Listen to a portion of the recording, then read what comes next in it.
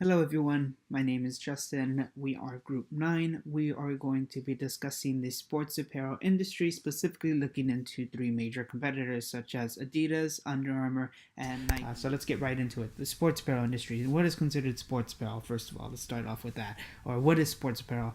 Sports apparel is any piece of clothing that you may wear, such as t-shirts, jackets, long sleeves, short sleeves, shorts, pants, warm ups, or even shoes that is necessarily intended for physical activities, comfort, and safety. It was first introduced in the 1920s. Those were the original intentions. It was intended for sports.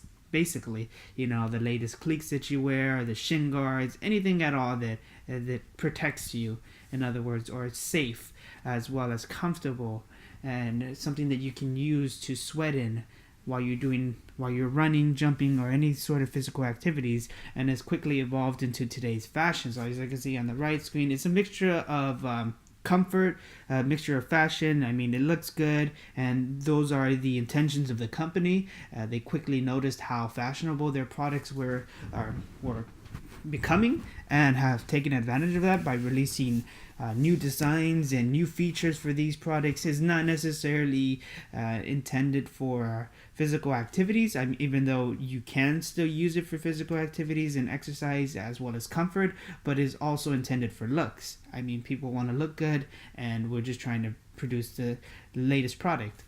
And looking into the social media market aspect of sports apparel industry, so you've seen this in current trends. Most recent trend was in the World Cup of 2018, where you'll see tons of photos of latest gear, such as the photo that you see on the right, where you see all the Argentina national team or men's national team wearing the latest Adidas gear, such as the shorts, the sweaters, the warm-ups, hoodies, shoes, gloves, and you'll see how people necessarily caught up to this trend, as well as posting photos of themselves with their favorite team's jersey. Okay, so here's a brief introduction of Nike. Nike is an American multinational corporation that is engaged in the design, development, manufacturing, and worldwide marketing and sales of footwear, apparel, equipment, accessories, and services. The company is headquartered in Oregon and was founded in 1964. As of 2008, Nike is valued at $34 billion. The swoosh is one of the most recognized brand logos in the world. When it comes to brand visibility, no one does it better than Nike. Nike's target audience is young millennials between the ages of 18 to 35. Nike has a social media presence amongst all major platforms: Instagram, Facebook, Twitter, Pinterest, etc. Um, Here's a graph showing the audience trend over the last 4 weeks, showing the follower count in millions. As you can see, Nike has 83 million followers on Instagram. When they started, it was 81.8 million followers. On Facebook, they have 32.4 million followers. When we started tracking, it was 32.35 million followers.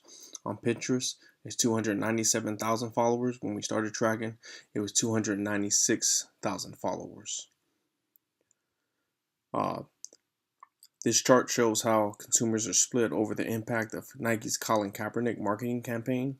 This data shows that younger consumers and those who are Asian or black are far more likely to view the campaign favorably than older white consumers, and it is more likely to get them to buy from Nike in the future. Overall, I think the marketing has worked for Nike because their target market is a younger crowd, and the reaction it got was fairly positive. Only white people in the United States, specifically above the age of 55, are more likely to buy less Nike.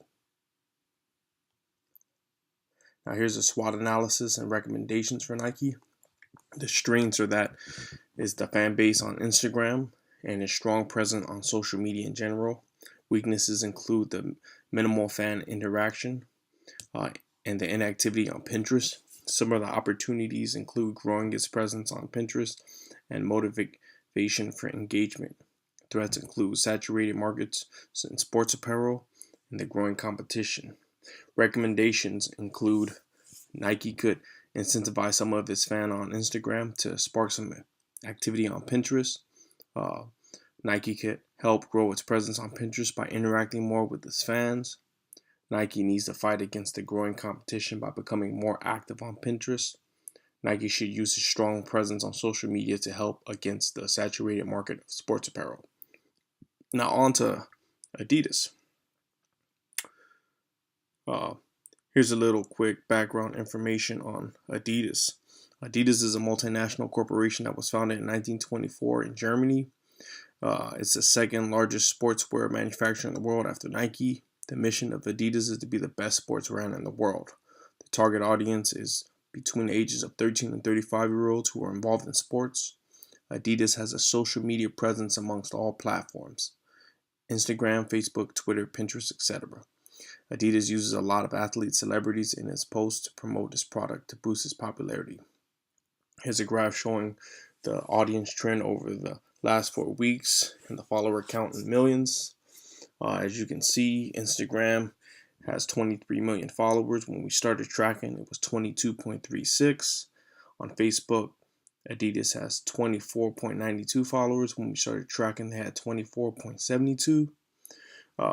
On Pinterest, they had 172,000 followers. And when we started tracking, they had 171,000 followers. On to some Adidas marketing tactics.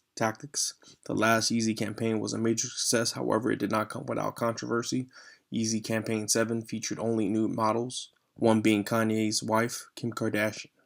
Controversy and sex sells, and that's exactly what happened with the Yeezys. We will see how they position Campaign 8 when it debuts in the spring. One marketing strategy regarding the Boston Marathon didn't go over so well with some of the runners. Runners who competed in the 2018 Boston Marathon were recipients of congratulatory email blasts from Adidas. Unfortunately, the message was poorly worded with a subject line reading, "Congrats, you survived the Boston Marathon." A lot of the runners were outraged at the lack of consideration for people who survived and experienced the 2013 Boston Marathon bombing. Adidas ended up apologizing for the insensitive email. Now on to the SWOT analysis and recommendations for Adidas. The strengths include Yeezy being really popular on social media and a strong presence on Facebook. Weaknesses include minimal fan interaction and not being creative enough. Opportunities is becoming the #1 sports apparel brand on Pinterest, overtaking Nike, and becoming more active. Threats include Nike and other competition. Some of the recommendations include utilizing Yeezy to become #1 brand on Pinterest. Becoming more active on all platforms will increase fan interaction. Utilizing the strong presence they have on Facebook to overthrow Nike. And being more creative on social media will help Adidas from other competition.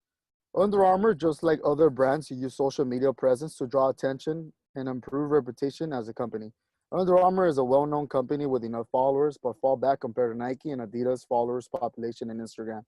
They tend to post at least one picture on Instagram daily. Surprisingly, they tend to use Instagram more and introduce their product, such as apparel and shoes, most by their celebrities and athletes. From Instagram, Facebook, and Pinterest, with Instagram going 6.5 million followers, Facebook 7.5 million followers, and Pinterest running short with 891,000 followers.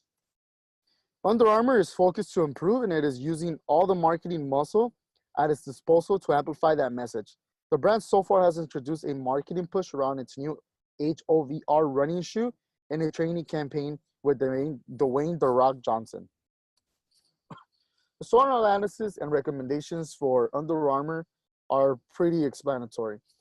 They are very strongly in with their celebrities and also their athletes such as Stephen Curry, Dwayne Johnson, and they have a very strong presence with Instagram. Now they do come up with opportunities, as you can see, to utilize the celebrities on other social media to increase their followers, such as Pinterest.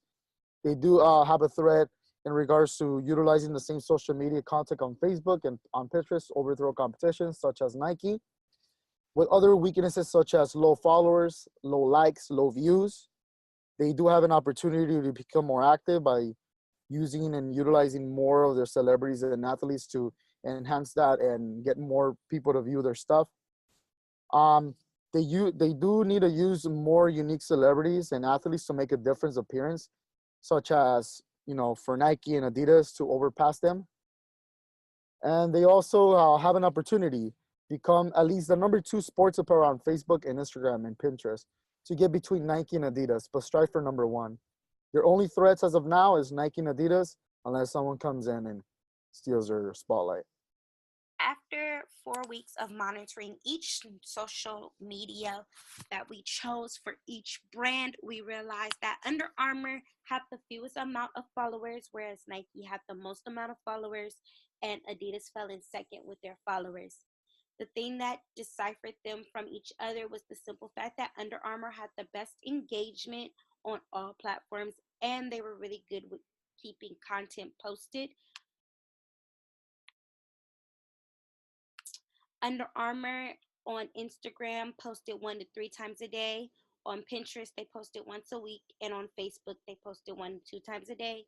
Nike posted 1 to 2 times a week on Instagram, once a week on Pinterest, and 1 to 2 times a month on Facebook. And Adidas posted once a day or every other day on Instagram, once a week on Pinterest, and 1 to 2 times a day on 1 to 2 times a month on Facebook.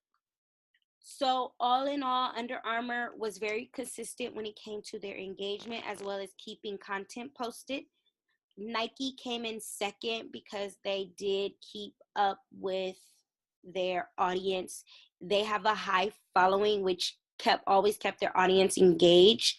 And Adidas fell last. They had good content that they posted and good engagement, but it just did not compare to the way Under Armour and Nike presented theirs.